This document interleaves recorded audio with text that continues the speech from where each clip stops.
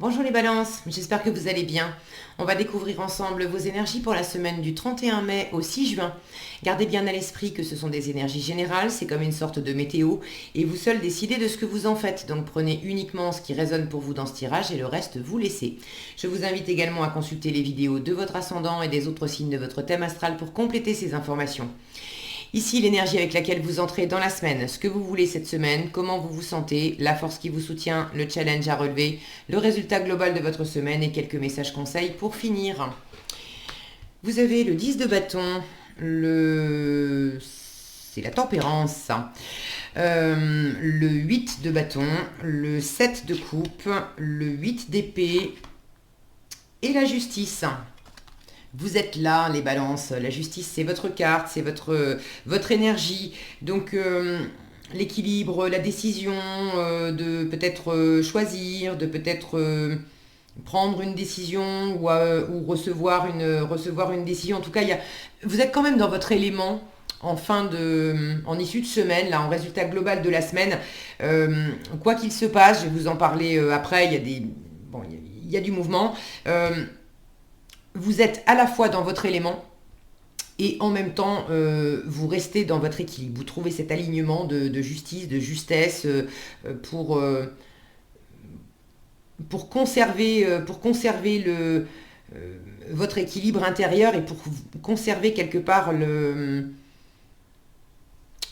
j'allais dire la main sur les événements. Alors c'est un mauvais choix de mots parce qu'il ne s'agit pas de contrôler. Mais ce que vous voulez, c'est la tempérance. Vous voulez de la négociation. Vous voulez trouver la voie du milieu. Vous voulez pas. Bon, je vais prendre les choses dans l'ordre. Il y a quelque chose qui est lourd, d'accord? Vous entrez dans la semaine avec un 10 de bâton. Il y a quelque chose qui est lourd et qui, vraisemblablement, enfin, ça ne peut pas continuer comme ça. Avec un 10 de bâton, on est en fin de cycle. Alors, est-ce que c'est trop lourd parce que vous bossez trop, il y a trop d'activités, il y a trop d'envie, vous courez 15 lièvres à la fois, vous avez 15 projets sur le feu, ça peut pas marcher, ça vous épuise. Bon, on peut aussi prendre trop de responsabilités sur les épaules. Alors, il y a toutes les responsabilités qu'on se colle qui nous appartiennent, hein, de vouloir peut-être faire trop de choses, mais il y a aussi prendre les responsabilités à la place des autres.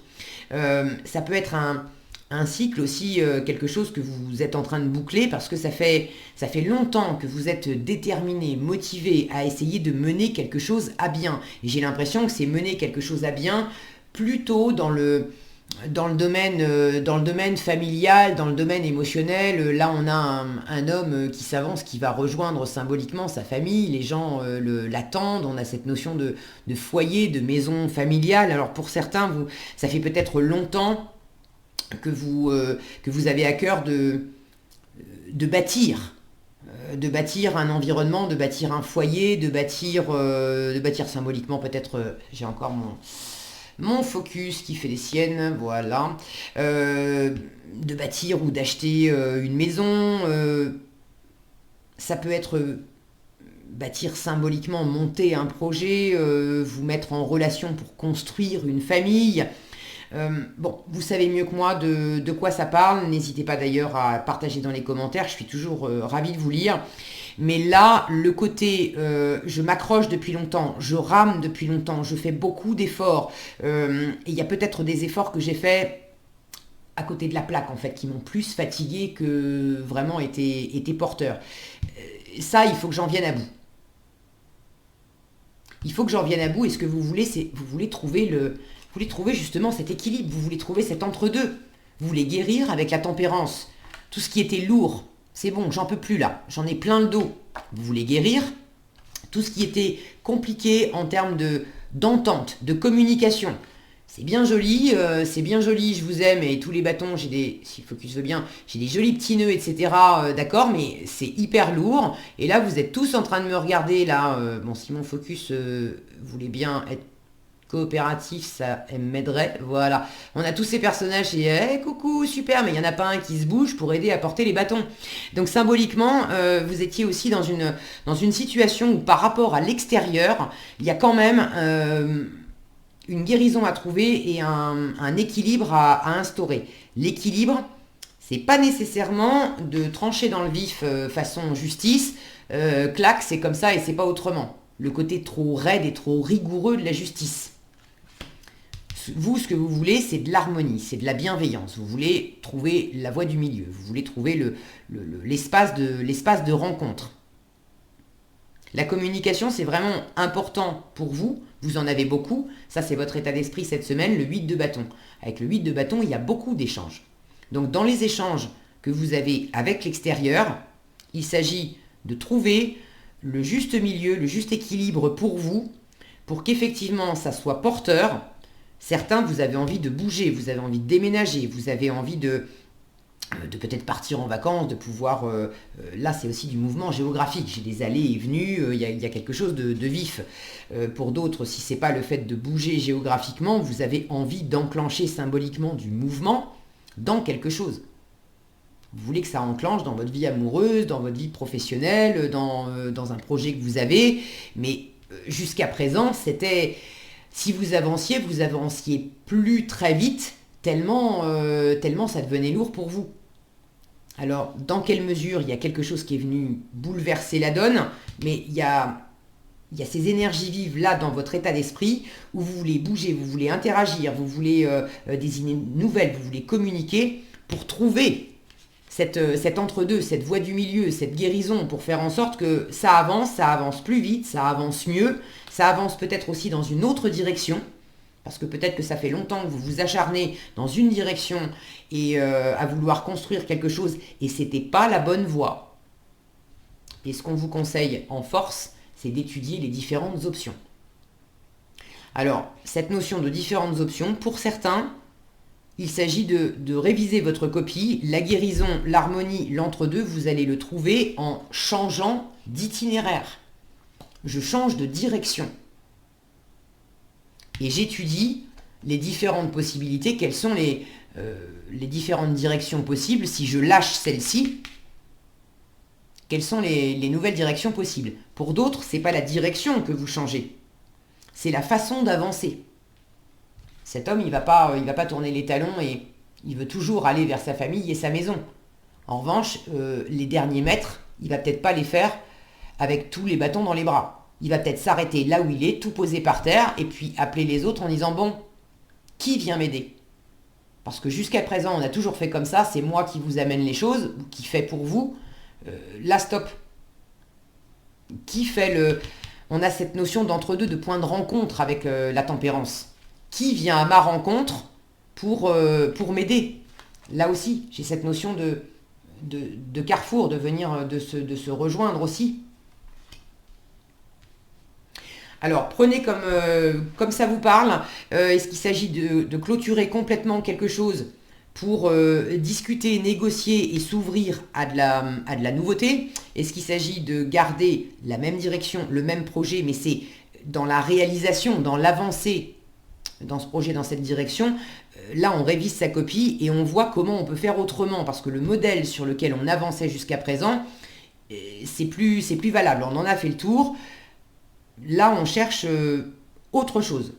Comment je m'y prends? Alors, ça peut venir de vous. Vous avez envie de bouger, vous avez envie de mouvement, vous avez envie de communiquer. Donc, vous avez très à cœur de vous ouvrir à votre environnement et de chercher des infos, de discuter pour voir, pour explorer les différentes possibilités, les différentes façons de faire. Ça peut être aussi l'environnement, de recevoir des nouvelles qui viennent enrichir en fait votre perception de la situation et vous faire prendre conscience que il n'y a pas qu'une seule voie qui est forcément difficile. Là, j'apprends qu'il y a d'autres options. Et ce que je veux, c'est trouver le juste milieu entre mon ancienne façon de voir les choses, parce que ça, c'est votre challenge. Vous vous sentez bloqué, alors, soit par des pensées limitantes, c'est votre façon de voir les choses qui est pas la bonne, qui est enfermante, vous êtes soit dans le déni, soit dans... vous n'avez pas conscience que quelque chose fonctionne pas et que pour que ça fonctionne mieux, il faut vraiment changer quelque chose. Il y a au moins un paramètre à bouger dans une situation. Alors, j'ai pas cette notion d'être complètement inconscient dans la situation. Vous avez conscience vous êtes en train de guérir et vous voulez guérir de cet aveuglement. Vous avez été aveugle sur quelque chose pendant un moment. Là, vous avez rouvert les yeux, vous êtes en fin de cycle, vous réamorcez du mouvement. Ça vous chauffe d'ailleurs de réouvrir les yeux et de vous apercevoir que, bon, là, il faut changer de tactique, il faut changer de cap, il faut bouger quelque chose. Je ne peux pas rester enfermé dans l'idée que j'en avais, ça ne marche pas.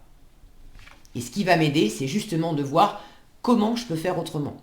Vers quoi, vers qui d'autre je peux me tourner.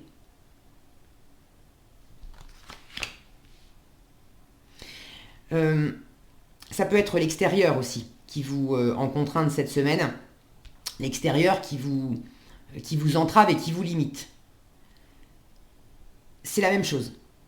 Si c'est une contrainte extérieure, bon, vous n'avez pas de prise sur cette contrainte extérieure. Vous ne pouvez pas obliger les personnes face à vous à se comporter différemment, à faire des choix autres. Bon, l'extérieur, c'est l'extérieur. En revanche, si vous vous laissez enfermer par les contraintes qui vous sont imposées de l'extérieur, ça devient challengeant pour vous. Mais en force, c'est ok, l'extérieur me dit tu ne peux pas passer par la porte.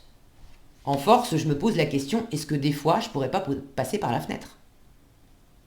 Et ce que je veux, c'est trouver cette voie du milieu. Là, j'ai une notion aussi de réinventer, d'être créatif, effectivement, d'être créatif, d'être inventif, pour rétablir un équilibre, pour assainir une situation, pour que ça soit plus juste en vous, plus aligné avec qui vous êtes, avec ce que vous voulez, avec ce que vous valez, plus juste aussi en termes de valeur extérieure, plus juste en termes d'argent, le rapport temps-argent, si vous avez beaucoup bossé pour un tout petit salaire, comment on peut redistribuer les choses, comment je peux réexaminer ma vie professionnelle pour que ça soit plus aligné. Qu'est-ce que je fais? Est-ce que je bosse moins pour le même salaire?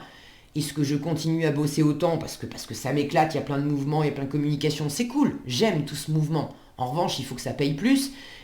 Comment je fais pour négocier une augmentation de salaire, pour vraiment avoir face à une hiérarchie, une administration, une autorité, pour trouver un point d'accord, pour que ça soit plus équilibré. Éventuellement faire valoir aussi le fait, bon, je reste sur l'exemple du travail, faire valoir aussi que on s'exprime avec la tempérance, on dit les choses, d'accord? Et là aussi j'ai beaucoup d'expressions. D'aller peut-être voir la hiérarchie en disant bon, comment on fait? Parce que rester dans ce statu quo là où je bosse 50 heures par semaine pour un SMIC, ça ne me va pas. Alors comment on fait? Est-ce qu'il y a possibilité de m'augmenter, de réduire mes heures? Si vous voulez rester dans ce statu quo, à ce moment-là, moi j'étudie mes options.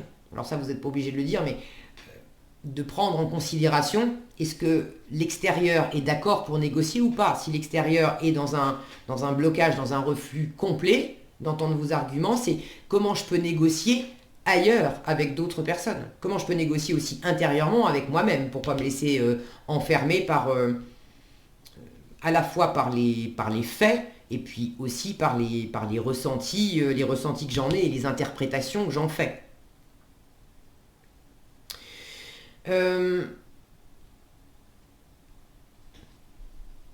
J'ai quand même une notion d'équilibre, d'entente qui est trouvée en fin de semaine, et notamment au sein d'une équipe. Là, on a une équipe de justice. J'ai une notion de soutien. Donc peut-être que vous attendiez aussi du soutien de certaines personnes, et vous vous apercevez que votre force, c'est d'arrêter d'attendre du soutien de telle personne, alors du soutien ou d'attendre que tel projet se réalise avec telle personne ou de telle façon. Et ce qui vous aide, c'est que vous allez trouver du soutien, mais avec d'autres personnes ou d'autres projets. Il y a vraiment une notion d'être entouré, de trouver de l'équilibre à plusieurs. Mais peut-être pas là où vous le pensiez, ou alors peut-être pas de la façon dont vous le pensiez. Quoi qu'il en soit, c'est à travers de l'échange et de la communication, c'est pas en restant enfermé enfermé dans vos idées, mais sans communiquer non plus, sans sortir de chez vous, sans parler, sans vous montrer, sans dire ce que vous avez sur le cœur, sans dire ce que... Bon, c'est vraiment à travers la communication que le meilleur va s'exprimer.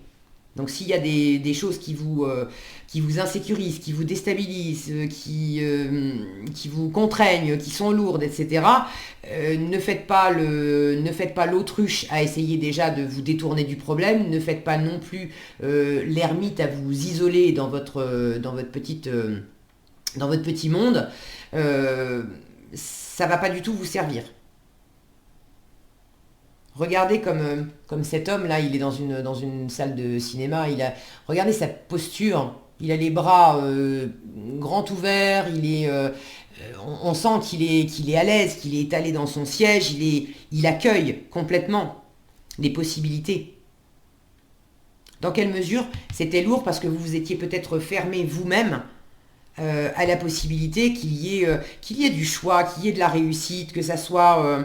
que les choses tournent en votre faveur, qu'il y ait du mouvement, qu'il y ait une possibilité de transformer aussi une situation.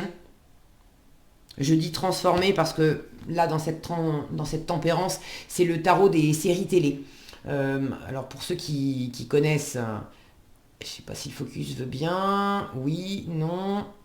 Bon, c'est comme d'hab, faut être patient. Voilà.